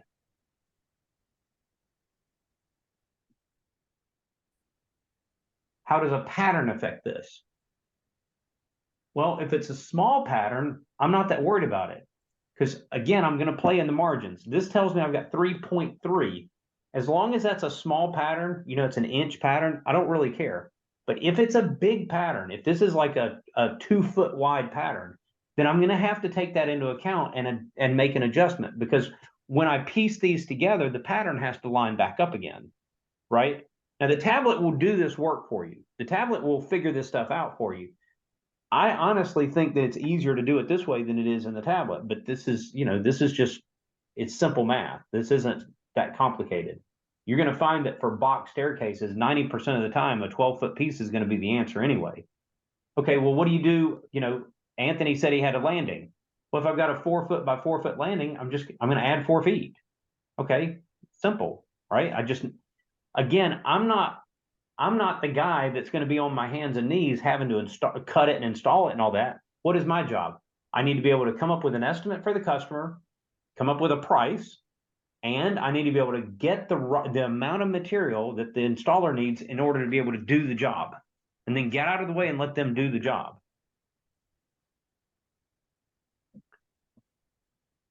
Olin, I had a question on the video you were just showing. Yeah. With the person doing the pad on the riser. Mm-hmm. If the customer wanted a Hollywood style step, would that pad get in the way of that? Yeah, it would. So if you're doing a Hollywood, you would not have the pad in the front. That you would have to have the pad only on the tread for that. Because you're right, the Hollywood, it's got to tuck up underneath there, and you can't do that with that pad in the way. Right. But he's got these stairs, and again, this is in a training center. These stairs don't even have a nose.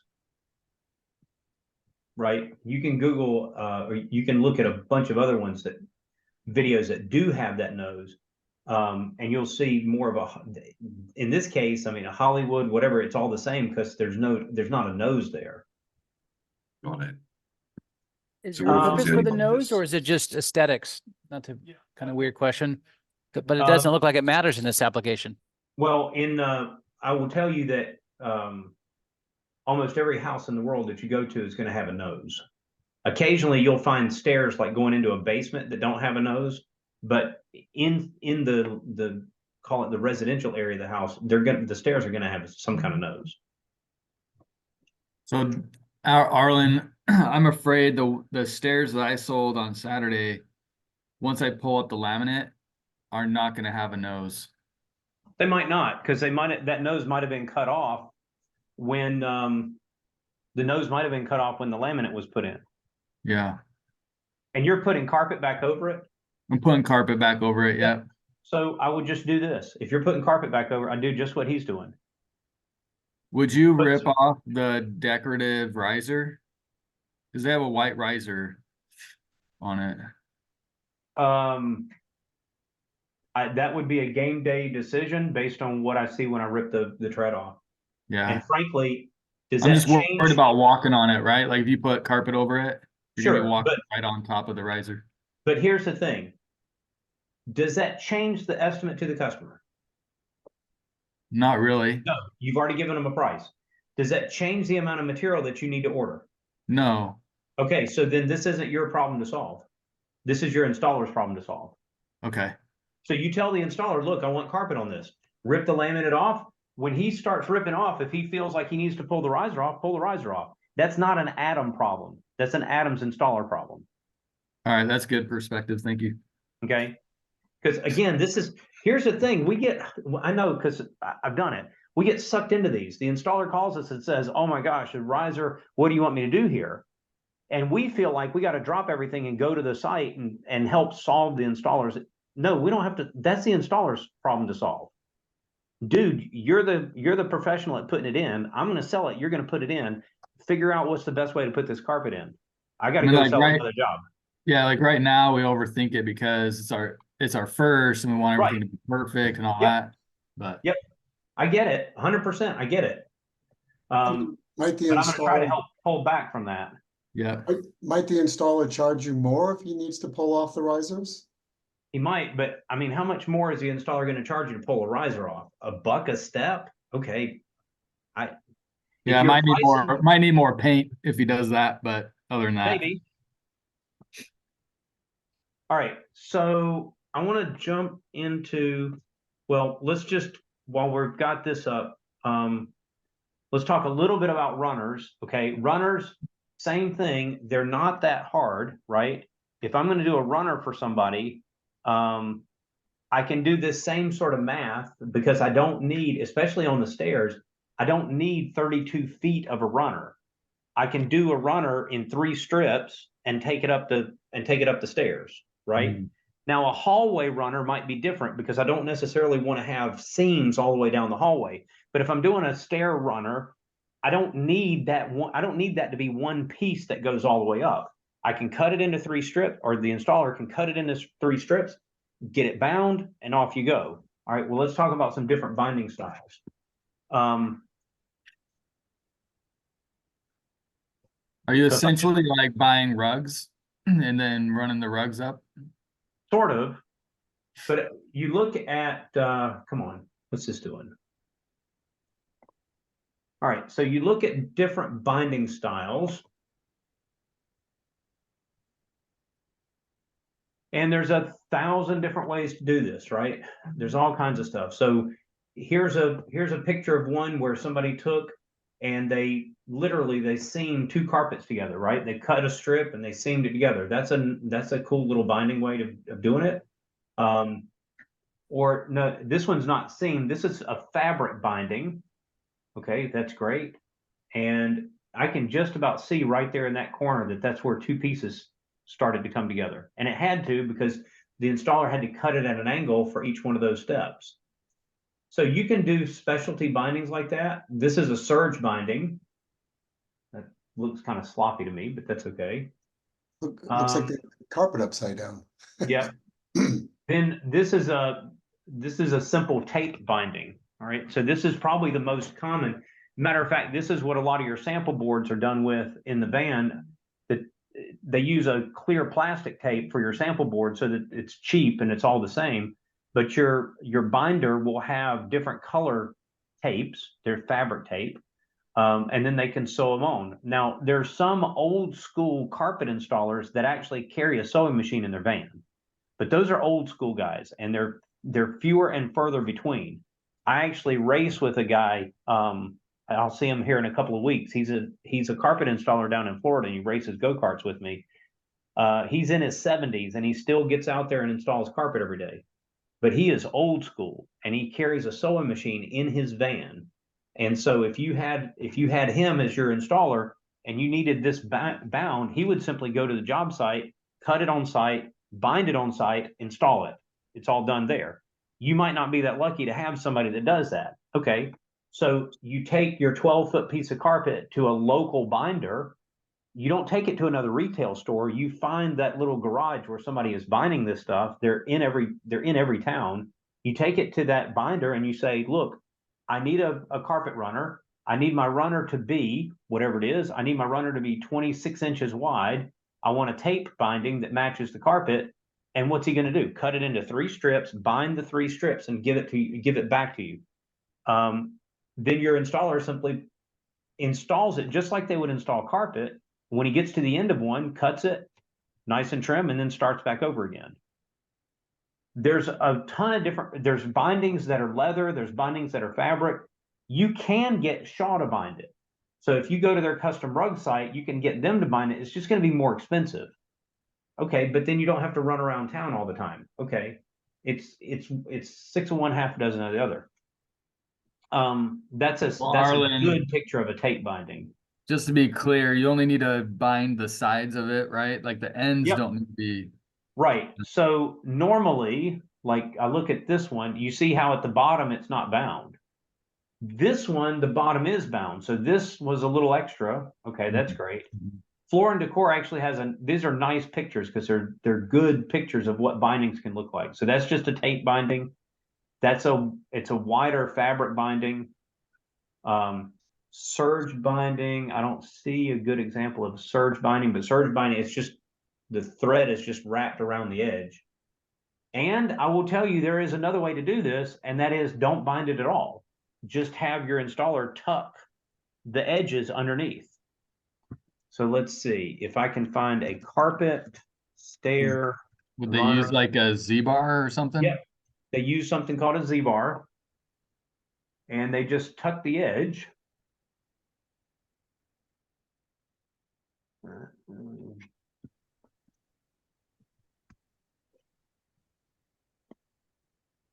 That might be more labor than just binding it. No, it's not really. It's very simple to do. I just don't know that I can come up with a good example of one right here. They don't. Is there anything in the library, Arlen, of all these terminologies to find to dumb it down for me? Or I'm trying to take notes, but look. There's not, at least not yet. Okay, but all good. Part of what's coming is, more and more of this stuff. So this one looks like, no, it's bound. Let's see if I do it this way. Z-bar carpet. Maybe if you can't find it, it's not a good idea. No, I mean, it's a fine idea. Yeah, so here's yeah, okay, this is what it would look like. So he's tucked, this happens to be in, in a hallway, but it doesn't matter. He has tucked this underneath and tucked it into the Z-bar, and then he'll hit it with a hammer to knock it down a little bit. But you'll see the edge of the carpet is just it's not bound, it's just carpet, right? So they literally tuck it underneath itself, and then that becomes your finished edge. So anyway. Arlen, does that hold up in like a really high traffic area? Well, the beautiful thing is when you look at a carpet runner, particularly a stair runner. Probably hold up better, Maddie. You think so? Okay. The Z-bar is like really tough. Okay. So you look at even something like this, okay? Where is all of your wear? The middle. Right, it's right in the middle. So your Z-bar, and this one doesn't have it, but your Z-bar would be all the way over here on the edge. I see. Nobody, Okay. nobody walks on that anyway. Yeah. Okay. So yes, it's going to hold up, but it also isn't as high traffic as you think it is. Stairs Right. are high traffic, but the middle of the stair is high traffic, not the edge of the stair. Okay, All right. that makes sense. So I'm going to pull my tablet up. Just north of it. So Sunset. Pull my tablet up here.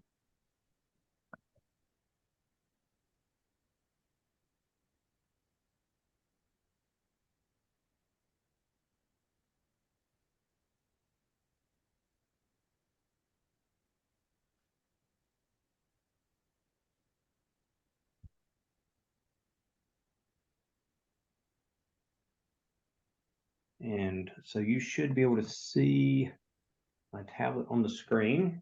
And I'm just going to go into our favorite InspireNet and create a quick training task. So the first thing that I'm going to do, I'm going to come over to my drawing screen and I'm going to use the old method. Just like I said, I've got the new method on here. So when I click the stairs button, you'll notice you don't have this yet, but it asked me, do you want to use the new stairs wizard? Okay, well, time permitting, I'll show you that, but right now I want to say no, I don't want to use that. So I'm going to leave a lot of these defaults in place. 16 stairs, width, riser, all that's fine. Let's just, for simplicity, I'm going to call it box straight to start with. And I can hit yes, I'm good with this. And let's just go straight to building an option. So I want to build a hardwood option. And remember, I'm in a test box, so I have no idea what the prices are in here. They change all the time because people are playing with stuff and doing things. So let's set install info on our stairs, and I want to do, this is what you get. You get carpet, hardwood, or you can sand and finish. So let's pick hardwood. My hard surface freight is going to be a drop charge. I'm happy with that. I hit enter. You notice I'm only going to get 3 lines. I'm going to get the freight, I'm going to get the labor, and I'm going to get something called oak stair treads. That's fine. Go in and hit complete option, and now let's see what we've got. There's my 3 lines.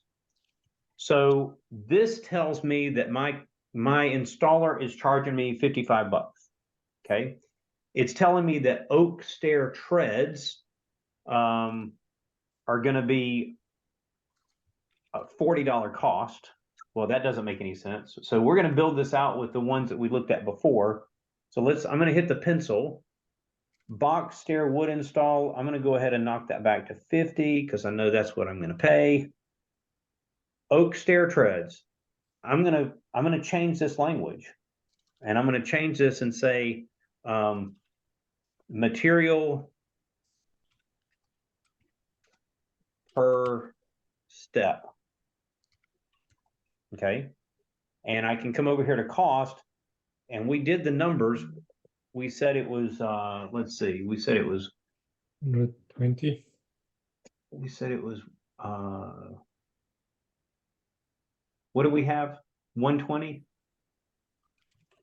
that right? 60? I think it's 130. It's like 65 60 bucks. bucks, 65 bucks, yeah. It was 65, and then the riser was 34. 33 white.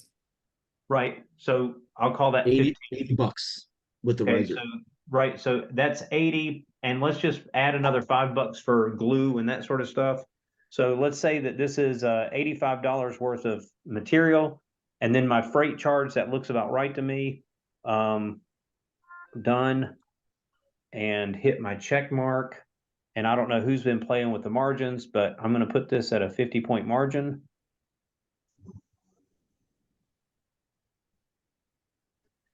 And that looks about right to me.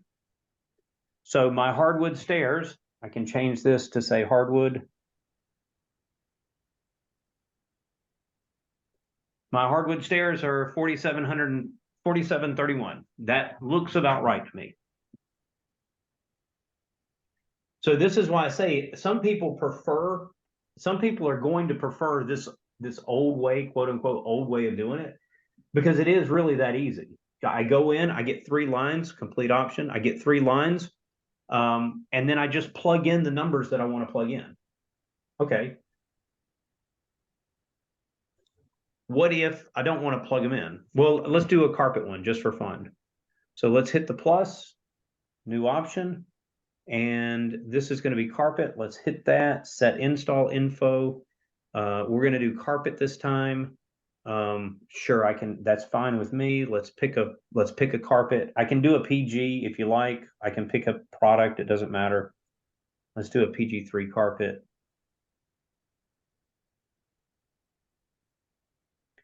Just to get us something to play with. That's good. I want to run the seaming diagram on this. So let's go to complete option.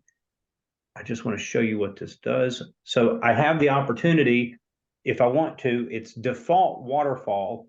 I'm going to call it a full wrap, Hollywood full wrap, whatever you want to call it.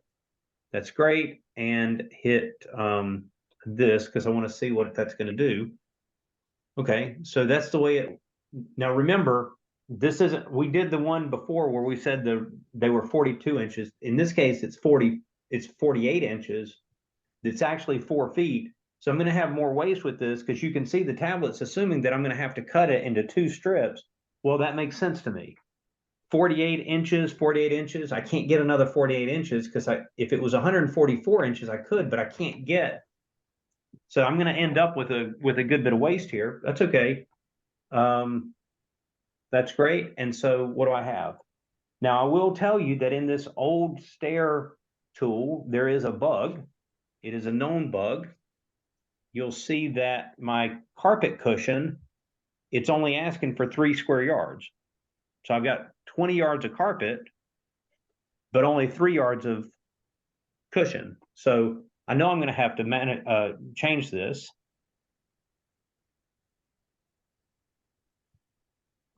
Excuse me. At least put 10 in there. I don't know, something. Hit enter. And let's go. Again, I've got a 65-point margin because somebody's goofing around. And let's go. You have to buy a whole roll of cushion anyway. Yeah, I'm going to have to buy a whole roll. But, you know, if I'm smart, I'm only going to give my installer what he needs for the job. I'm not going to give him a whole roll and hope he brings it back.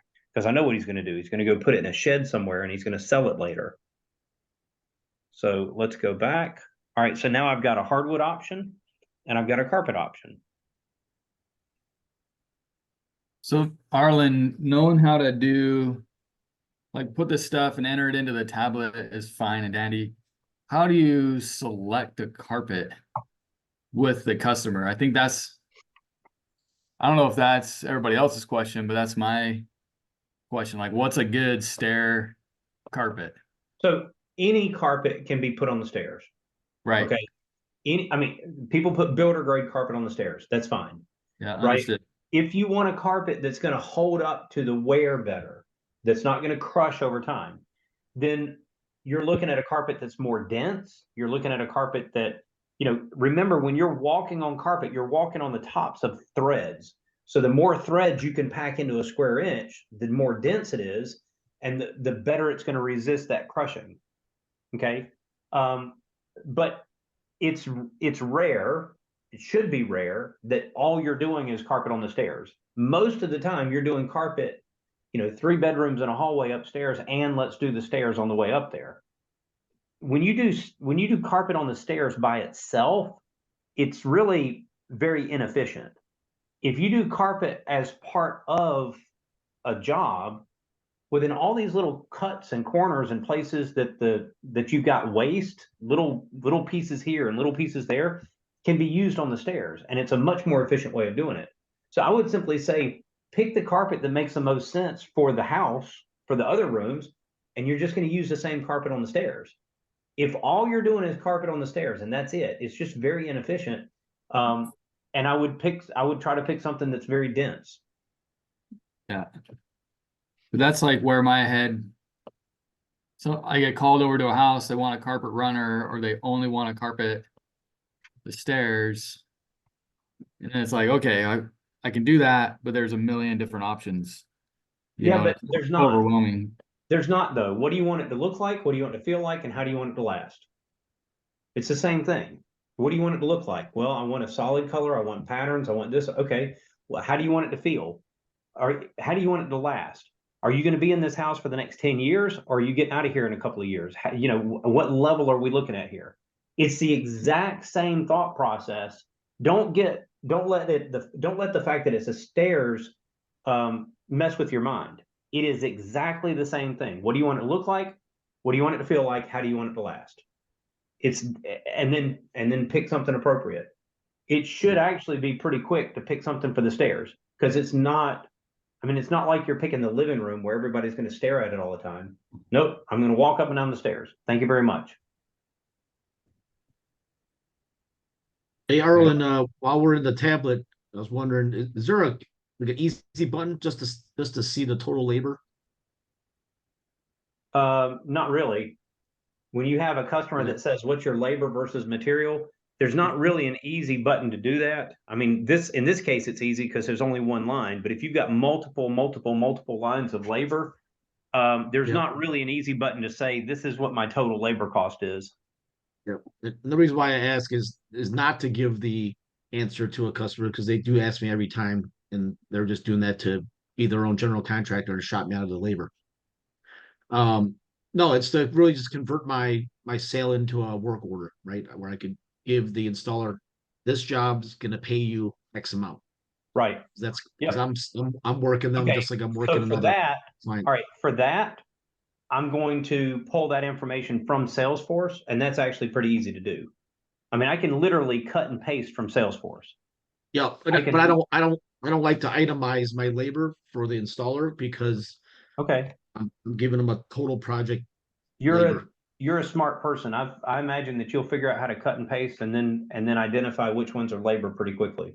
100%. It's not hard. Yep. I just didn't know if there was a button I was missing or something. No, I'm glad you weren't trying to itemize it for the customer. I mean, I don't know. No. The last time you went to a bar and said, okay, I want an old fashioned, but I want to know how much you're charging me for the bitters. I mean, come on. You're ordering a drink, not you're ordering a project, not the individual ingredients. Almost every customer's asked me to tell them what the labor cost is, and I won't tell them. Yeah, I mean, that's when they shop. That's when they go to Floor & Decor, buy their LVP, and then they call a random guy on Facebook to install a floor for $2 a square foot, and I'm out of there. So this is your sales skill. That's 100% what that is, right? And I'm not trying to pick on you. This is 100% your sales skill. The better you get at sales, the less that'll happen to you. Yep. All right. Exactly. So we've only got a couple of minutes left. I want to, let's see, I want to go back here. Will it let me now? No, I'll have to do let me do a new staircase.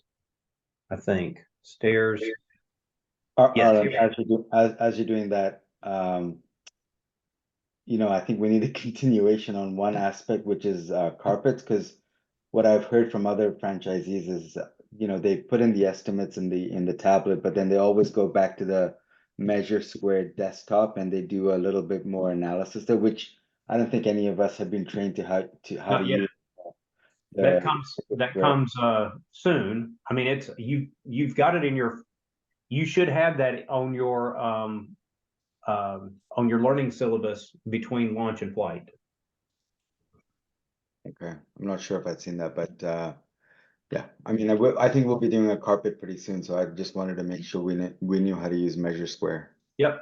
So there is a course in LearnUpon to go through that, and it's on your learning syllabus between launch and flight. If you don't have that syllabus, reach out to Jackie or whoever you're working with. But you should have a learning syllabus between launch and flight. All right, so I'll show you this just really quick, sort of a teaser, if you will. Do you want to use the new Stairs Wizard? Yes, I do. You don't have to, but you can. And you'll notice at the top, there's an add flight and an add landing. So I can create a whole staircase. So there might be a flight of stairs at the bottom. And what is the current floor? You'll notice that in the original wizard, it didn't say anything about removing the existing carpet. Well, here we're going to remove carpet. What is my stair type? Straight, curved, diagonal? Is it a box, single upholster, double upholster, single return, double return, whatever you want it to be? You can call this flight, whatever you want to call it. Let's say that there's only 6 steps and then a little landing. All right, so that's great. If there's a starter tread, I can add a starter tread. I don't have to add a starter tread. So I can save this. This is flight number 1. That's great. Let's say that there's a landing. I can add a landing here. It's going to take me back here to draw the landing. So that's fine. And let's just say that this is a 4 foot by 4 foot landing. That's great. Confirm that. So now that landing is part of this as well. And then I can add the top flight. And let's say the top flight is another 7 stairs. So I've got 6 stairs, a landing, and 7 stairs. That's great. Same thing. It's carpet on the stairs. That's perfect. Hit save there. And now I've got my staircase. And so when I hit OK here, it's still on the tablet, it still just shows me a stupid little stair box. That's okay. I go into here now, I pick my second set of stairs and set my install info. What do I want to put in it? You'll notice now I have the ability to do carpet, hardwood, laminate, luxury vinyl. It's there. You've got the ability to do it. Just choose if that's really what you want to do. If I pick hardwood well, I'll pick luxury vinyl this time since we can. So you'll notice, look, there it is, vinyl with overlap nosing. I fought and fought and fought to not put that in there, but there's 100 franchisees that do it all the time. So you know what? Whatever. No, I'm going to do a full vinyl tread. It's a full tread. My risers are going to be prime white. I'm happy with that. So here we go. Do you want to add a stair nosing to the top stair? Yes, I do. I need 1 extra one on the top. So it's right there. It's easy. If I need to change whatever my product is, so I can change what my product is. Let's see. What is my main product? This is going to be, I don't know. Fremantle or Freeman, whatever the Cortec one.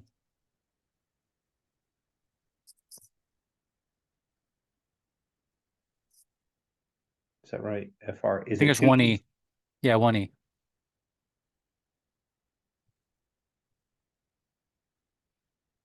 All right, so it's going to be a PG3 this time. We try Stokeman. Well, it should be in here, but like I said, I'm working in a test box. Here we go, because it's the stair nose. Okay, good. So there's my stair nose. Close enough. Next, what is the product for the landing? So this might be, let's see if Fremantle comes up here. Yeah, okay, good. They're getting Madrid oak, whether they like it or not. And then extra items. So if there's other stuff that I want to add to it, that's okay. And so when it builds this out this time, I added it to the carpet one. That's okay. Complete options. So now you'll notice that for stairs 2, I've got removal and haulaway. I've got the material for the landing. I've got my prime risers. I've got the hard surface drop charge, the stair install, and then a flush nose at the top. So never mind the prices, because my price list doesn't make any sense. But now you've actually built a staircase. So is it more complicated? Well, it's more stuff to learn in the tablet, but it's the same thought process that you would go through if you were doing it on the side and then just plugging a number in. You got Brennan, right? It's the same thing, right? It's just now it sort of cues you through the wizard. So anyway. Hey, Arlen, in the old method, was there an option for haul and removal of stairs? Nope. How would you factor that in the cost? Add it into the cost of your labor. So where it says box stair wood install, that $50, call it 40 of that is actually installing the stair and 10 is to rip the carpet off, or whatever, 45 and 5 or whatever. So my negotiation with my installer is, you're going to go to the house, there's going to be carpet on the stairs, you're going to rip the stairs off, you're going to put new steps in place, I'm paying you $50 a step. So it's just included in that number. I found when I've tried to add lines in there and build out my own with the old way, it's hard to find. It is. I guess things in the search menu. I can't go alphabetical. So okay, I'm not alone. I'm doing. No, it is, because so remember, what's normally out there is just a bunch of products. If you want labor lines, if you want to be able to find labor lines or find extra stuff, you've got to create. It's either going to be in your mobile accessories and labor price list, or you're going to create a local price list for those extra things. Fair enough. All right, good. Well, guys, we're gonna jump. Thank you for being part of this. I think this was helpful. I hope. I don't know. You guys will tell It's me. great. Definitely helpful, Arlen. Thank you. Very Yeah, a helpful. lot. Always helpful with you, Arlen. It's always helpful. So Very helpful. Sure. good Yeah, stuff. very much. And Thank you.